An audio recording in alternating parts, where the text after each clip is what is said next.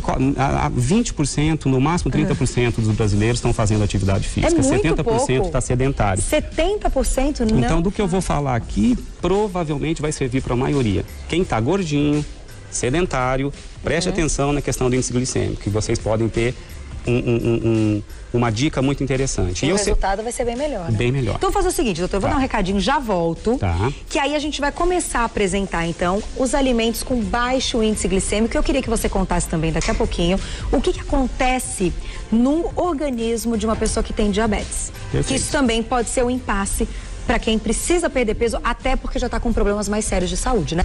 O diabético, Carol, o primeiro passo para chegar ao diabetes é um quadro chamado resistência à insulina.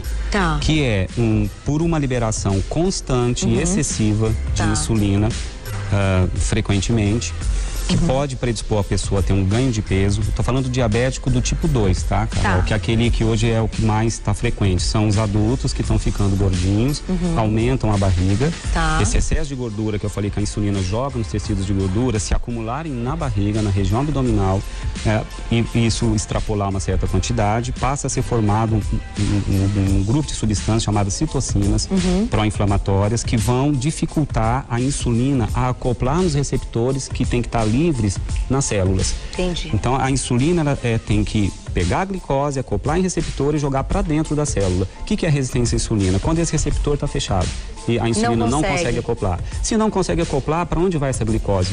Vai ficar circulando no sangue. Aí você vai medir o seu exame de sangue, vai estar lá uma glicose acima de 120, acima de 130, aí você já é um diabético. Entendi. Agora, no início da resistência à insulina, Carol, que a sua glicose ainda está normal, mas a sua insulina está alta no teu sangue, isso os exames detectam, que isso a gente chama de resistência à insulina, inicialmente, é reversível. Tá. Se você perder peso, diminuir a circunferência abdominal, passar a escolher esses alimentos com mais critério, é reversível. Você consegue evitar o diabetes. Então tem muita gente que está com um quadro de diabetes, porém é reversível. Na fase de resistência à insulina, ou que a gente chama de pré-diabetes, ele ainda está com a sua glicose no sangue, ok, mas a insulina já não está conseguindo cumprir o teu papel. Com o tempo, se perseverar essa resistência à insulina, aí sim ele se torna um diabético verdadeiro. Sobe não só a insulina, como a glicose também. Que interessante. Tá? E isso a gente pode evitar com hábitos, atividade física. O que mais ajuda a diminuir a resistência à insulina é a atividade física. Exercício, tá? né? Peso saudável, atividade física, tá? E a escolha correta dos alimentos também. Então, a gente vai começar a falar agora dos alimentos com baixo índice glicêmico, mas chegaram algumas perguntinhas no Twitter e eu achei essa pergunta muito legal. É da Anenha Kitty. Aninha, um beijo pra você. Meu sonho é engravidar, porém não consigo porque tenho vários policísticos e resistência à insulina. Qual o melhor alimento pra diminuir? Então vai entrar no nosso assunto de agora. É uma coisa que tá ligada à outra, né? A gente vai falar de ovários policísticos amanhã, né? Mas eu acho que o assunto da alimentação também acaba interferindo, né? O ovário policístico desencadeia também resistência à insulina, por isso que ela falou.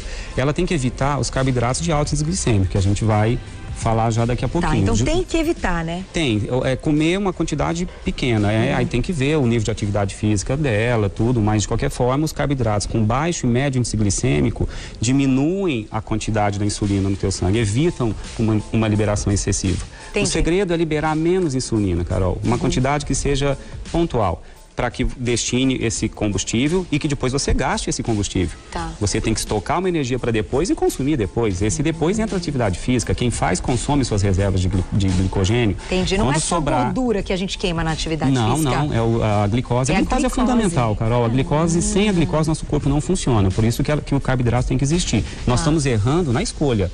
Na dieta ocidental, a gente passou a ingerir muitos açúcares doces refinados. É isso que está trazendo problema. Mas o carboidrato em si, ele é um alimento saudável, se colhê-los em quantidades adequadas. Quanto cada um precisa é individual. Os carboidratos de baixo índice glicêmico... estão aqui, vamos lá. São aqueles que a digestão é mais lenta, a absorção é um pouquinho mais devagar. Certo. Tá? Então, por exemplo, os vegetais folhosos, né? Tá? Tem aqui alface, temos aqui alguns legumes. A cenoura é baixa? A cenoura tem baixo índice glicêmico ou até médio quando crua. Uma dica interessante, Carol. Legal. O alimento cru sempre tem um índice glicêmico menor em relação ao seu similar cozido. Então, a cenoura cozida facilita o processo de digestão. Ele já vai com parcialmente o cozimento quebra as moléculas de glicose com mais facilidade. Então, o corpo não precisa entrar nesse processo. Então, a cenoura cozida tem um índice glicêmico um pouco maior, mas mesmo assim chega a ser médio, não chega a ser alto o índice glicêmico. Eu tinha essa dúvida, eu sempre achei que a cenoura tinha um índice glicêmico alto. Por exemplo, uma fruta, a laranja, que tá aqui, tá, que tem índice glicêmico médio, ó. A laranja, ela tá aqui, ó. Só a laranja, então sem laranja. ser o suco, Isso. só a laranja. A laranja em si, ela é uma fruta de índice glicêmico médio, tá?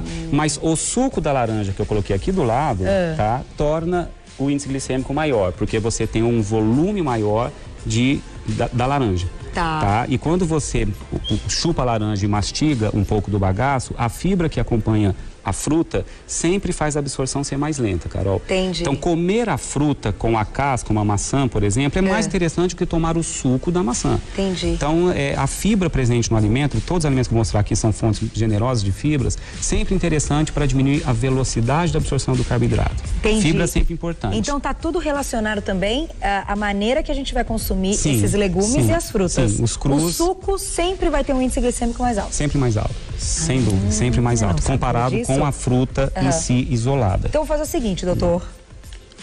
Paramos nessa primeira parte.